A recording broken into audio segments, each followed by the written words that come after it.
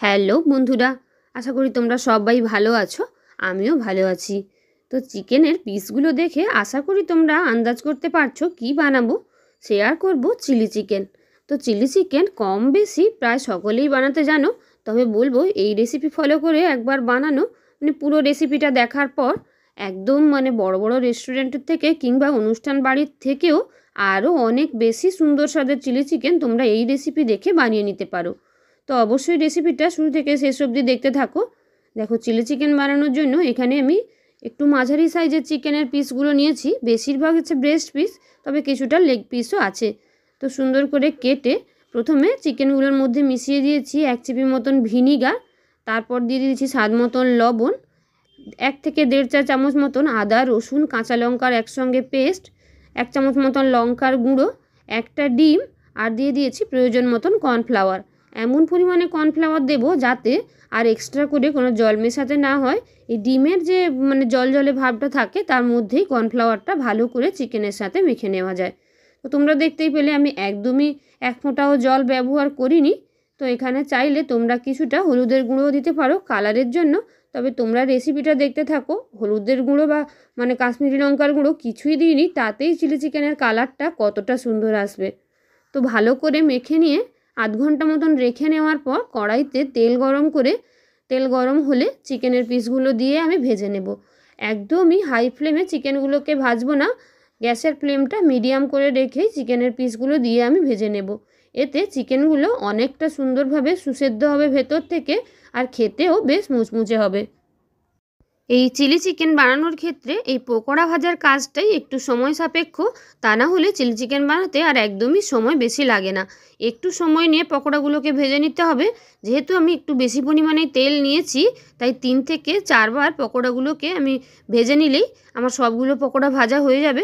দেখো, পকোড়াগুলো ভাজতে ভাজতেই কালারটা কতটা সুন্দর এসে গেছে। তো 2 পিঠ উল্টে পাল্টে সুন্দর করে ভেজে নিয়ে পকোড়াগুলোকে তুলে নেব।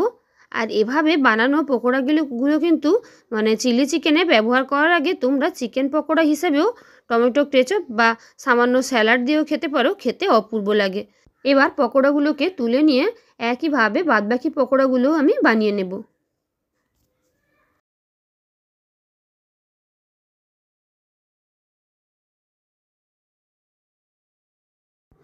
সবগুলো পকোড়া ভেজে তুলে নেওয়ার পর ওই তেলের মধ্যেই দিয়ে দিলাম আমি পেঁয়াজ।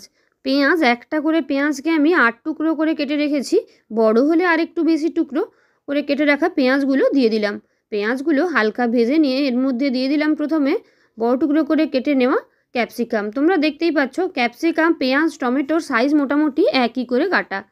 তো টমেটোগুলো দেওয়ার পর এর মধ্যে দিয়ে দিয়েছি আরও 2 চামচ মতন আদা রসুন কাঁচা লঙ্কার পেস্ট, দিয়ে দিলাম প্রয়োজন মতন লবণ, 1 চামচ লঙ্কার গুঁড়ো, আর দিয়ে দিয়েছি কিছুটা কাঁচা লঙ্কা কুচি। তো তোমরা এখানে চাইলে কিন্তু রসুন আর আদার কুচি কিংবা গ্রেট করে নেওয়া আদা রসুনও দিতে পারো, কিন্তু আমি বেটে দিয়েছি যাতে গ্রেভিটা বেশ অনেকটা ঘন ঘন হয়। গ্যাসের ফ্লেম মিডিয়াম টু লোতে রেখেই কিছুটা সময় নিয়ে এভাবে নেড়ে চেড়ে সবজিগুলোকে একটু সেদ্ধ করে নিতে হবে। চাইলে তোমরা ঢাকাও দিতে পারো, কিন্তু ক্যাপসিকাম যেহেতু সেদ্ধ হতে একদমই বেশি সময় নেয় না, তাই আমি প্রায় 4-5 মিনিট সময় ধরে নেড়ে চেড়ে নিয়ে ক্যাপসিকামগুলো কিছুটা সেদ্ধ হয়ে গেছে, আর টমেটোটাও দেখো গলে গেছে অনেকটা। এবার মশলার চারদিক দিয়ে কিছুটা তেল ছাড়তে শুরু করলেই এর মধ্যে দিয়ে দিয়েছি টমেটো সস, সয়া সস আর চিলি সস। এখানে আমি দিয়েছি গ্রিন চিলি সস, তো তোমরা চাইলে রেড চিলি সসটাও দিতে পারো। দেখো, কোনো রকম কাশ্মীরি লঙ্কার গুঁড়ো কিছুই দিইনি, তাতেই দেখো চিলি চিকেনের কালারটা কতটা সুন্দর এসছে। তো গ্যাসের ফ্লেম এভাবে মিডিয়ামে রেখেই আরও কিছুটা সময় আমি একটু নেড়ে চেড়ে নেব, যাতে ক্যাপসিকামটা সুন্দরভাবে সেদ্ধ হয়ে যায়। তো সুন্দরভাবে গ্রেভিটা আরও কিছুটা ঘন হয়ে এলেই এর মধ্যে দিয়ে দিয়েছি ভেজে রাখা চিকেন পকোড়াগুলো। এবার পকোড়াগুলোকে খুব ভালো করে উল্টে পাল্টে গ্রেভির সঙ্গে মিশিয়ে নেব, যাতে প্রত্যেকটা পকোড়া গ্রেভির সাথে সুন্দরভাবে মিশতে পারে। আর এই পকোড়ায় আমি আর একটুও এক্সট্রা জল ব্যবহার করব না। দেখো, এবার এর মধ্যে মিশিয়ে দেব আমি কিছুটা পরিমাণে চিনি, ওই প্রায় 1/2 চা চামচ মতন, কারণ যেহেতু টমেটো কেচাপ দেওয়া আছে তাই মিষ্টিটাও স্বাদ বুঝে দিতে হবে।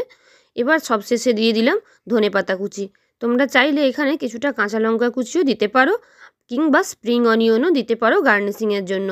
তো আমি আর কিচ্ছুই দেবো না, এমনিতেই দেখো দেখতে কতটা লোভনীয় হয়েছে, আর খেতেও হয়েছিল অপূর্ব। তো ভালো করে নেড়ে চেড়ে নিলেই চিলি চিকেন রেডি। তো হলপ করে বলতে পারি তোমরা এই রেসিপি বানালে বুঝতে পারবে রেস্টুরেন্টের থেকে অনেক বেশি ভালো হয় খেতে। তো অবশ্যই রাইসের যে কোনো রেসিপি কিংবা রুটি পরোটা লুচির সঙ্গে বানিয়ে খেতে পারো, খেতে ভীষণ সুন্দর লাগবে। তো রেসিপিটা তোমাদের কেমন লাগলো অবশ্যই কমেন্টে জানিও। আর আরও নতুন নতুন রেসিপি কিংবা ভিডিও পেতে নতুন বন্ধুরা ঝটপট চ্যানেলটাকে সাবস্ক্রাইব করে দিও। টাটা।